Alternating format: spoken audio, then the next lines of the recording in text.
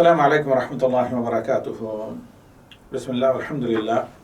والصلاۃ والسلام علی رسول اللہ ومن والا۔ تو یہ اس سلسلے کا 5واں درس ہے، بلکہ ایک تعارف کے بعد پہلا درس، جس میں ہم آپ کے سامنے علم کی فضیلت سے متعلق کچھ نصوص کا ذکر کر رہے ہیں۔ تو ان کو توجہ سے سنیں۔ اللہ عز و جل نے طلب علم پر اکسایا ہے اور اس کی ترغیب دی ہے، اور بے شمار بے حساب اجر کا وعدہ اس پر کیا ہے، جیسے کہ صحیح حدیث میں نبی صلی اللہ علیہ وسلم کا فرمان ہے،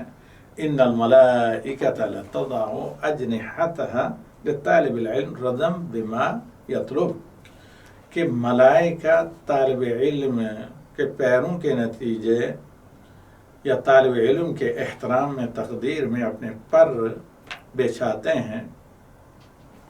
کہ اپنے پر بچھاتے ہیں اس مقصد کی رضا کے لیے، یا اس علم کے احترام اور تقدیر اور قدر میں، اور اس علم سے اپنی رضا اور اپنی خوشی کے اظہار کے لیے جس کے حصول میں وہ طالب علم لگا ہوا ہے۔ دیکھنا چاہیں تو یہاں ترمذی نے 35 یعنی 3535 پر اس حدیث کو روایت کیا ہے، اور سنن نسائی نے 158 پر۔ اس کے بعد دوسری روایت ہے، اللہ کے نبی صلی اللہ علیہ وسلم کا فرمان ہے، جو سنن ترمذی میں 2646 یعنی 2646، اور سنن ابو داؤد میں 3641، اور ابن ماجہ میں 223 نمبر پر یہ روایت ہے۔ الفاظ حدیث کے یہ ہیں، من سلک طریقا یلتمس فیہ علما سہل اللہ له طریقا الی الجنہ، جو حصول علم کے لیے راہ طے کرتا ہے تو اللہ تعالیٰ اس کے لیے جنت کا راستہ آسان کر دیتا ہے۔ اور اس روایت کو میں اپنی مشہور کتاب فضل العلم والعلماء والدعوۃ والدعاء، جو اردو میں موجود ہے، القلم ٹیلی گرام پر PDF کی شکل میں، اور یہاں دمام میں ڈسٹریبیوٹ بھی ہوتی ہے مطبوع، اس کے شروع میں ان احادیث کو فضیلت علم میں قرآنی آیات اور دیگر احادیث کے ساتھ نقل کیا ہے۔ اس کے علاوہ ایک تیسری حدیث جو ہم یہاں اس مختصر درس میں ذکر کر رہے ہیں، وہ ہے من خرج فی طلب العلم فهو فی سبیل اللہ حتی یرجع، کہ جو شخص بھی، عورت و مرد، حصول علم کے لیے نکلے ہیں، خواہ وہ گھر سے درس گاہ کیوں نہ جائیں، یا گھر سے مسجد کیوں نہ جائیں، یا گھر سے مدرسہ کیوں نہ جائیں، تو وہ اللہ کے راستے میں، یعنی اس کو جہاد کے برابر نبی صلی اللہ علیہ وسلم نے قرار دیا،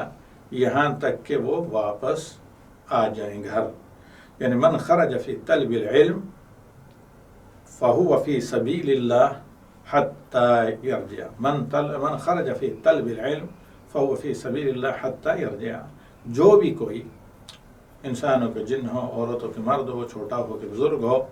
الغرض جو بھی حصول علم کے لیے کہیں جاتا ہے یا سفر کرتا ہے، حتیٰ کہ جب خرج لکھا ہے تو گھر سے چاہے مسجد یا مدرسہ یا درسگاہ کیوں نہ جائے، جب تک وہ گھر واپس نہ آ جائے اس طلب علم کی مہم سے، تب تک وہ اللہ کے راستے میں ہوتا ہے۔ اور یہ حدیث ہے، اس میں سنن ترمذی میں 2647 نمبر یعنی 2647 پر۔ اسی لیے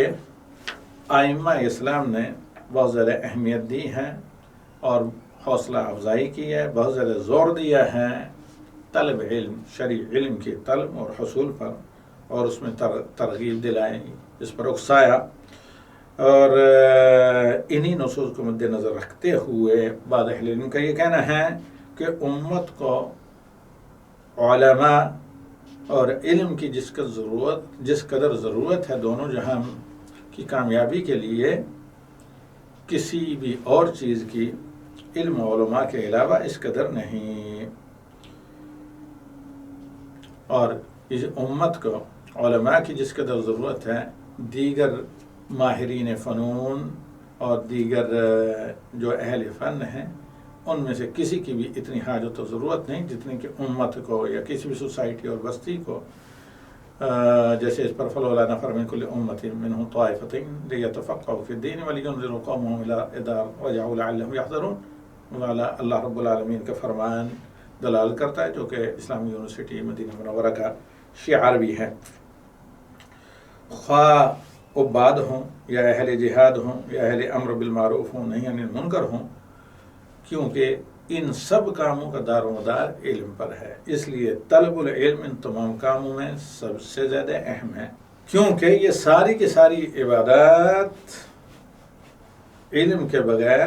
کام کی نہیں، علم کے بغیر صحیح نہیں ہوتی۔ اگر کوئی آدمی بلا علم کے جہاد کرے گا تو ظاہر بات ہے جہاد فساد بھی ہو سکتا ہے، اور اصلاح سے زیادہ۔ اور اسی طرح دیگر جو اعمال جو اللہ رب العالمین کا تقرب نماز پڑھ کر حاصل کرتا ہے یا اللہ تعالیٰ کے فریضہ نماز کو ادا کرتا ہے اور بلا علم و بصیرت کے ہو، تو کبھی وہ ایسے کام انجام دے سکتا ہے جس سے نماز باطل ہو جاتی ہے اور فاسد ہو جاتی ہے، جس کے نتیجے میں نماز جب صحیح نہیں ہوگی تو اللہ تعالیٰ کے ریجیکٹ ہو جائے گی، مقبول نہیں ہوگی۔ اسی لیے ائمہ اسلام نے، سلف صالحین نے طلب علم اور تعلیم و تعلم، نشر علم پر بہت زیادہ توجہ دی، اور نشر علم جو ہے نافع، یہ صدقہ ہے، اور عمل کی قبولیت کے لیے علم و بصیرت کو شرط قرار دیا، جیسے کہ امام بخاری رحمہ اللہ کہتے ہیں باب العلم قبل القول والعمل وقوله تعالی فاعلم انه لا الہ الا اللہ واستغفر لذنبک۔ اور اس اہمیت پر کہ علم و بصیرت سب سے زیادہ اہم ہے اور یہ شرط ہے، اور دیگر تمام عبادات کی قبولیت کا دار و مدار علم و بصیرت پر ہے، اور استدلال اللہ تعالیٰ کے اسی فرمان سے کیا ہے جو سورہ محمد میں آیت نمبر 19 پر ہے کہ فَاعْلَمْ أَنَّهُ لَا إِلَهَ إِلَّا اللَّهُ وَاسْتَغْفِرْ لِذَنبِكَ وَلِلْمُؤْمِنِينَ وَالْمُؤْمِنَاتِ۔ جب یہ بات ثابت ہو چکی تو اللہ عز و جل نے ایک موازنہ کیا ہے اہل علم اور ان کے علاوہ دیگر لوگوں کے بارے میں۔ یہ موازنہ، یہ جو ہے کمپٹیشن کیا ہے، یہ مقابلہ کیا ہے، انشاءاللہ کل والے درس میں اسے ہم بیان کریں گے۔ صلی اللہ علیہ وسلم۔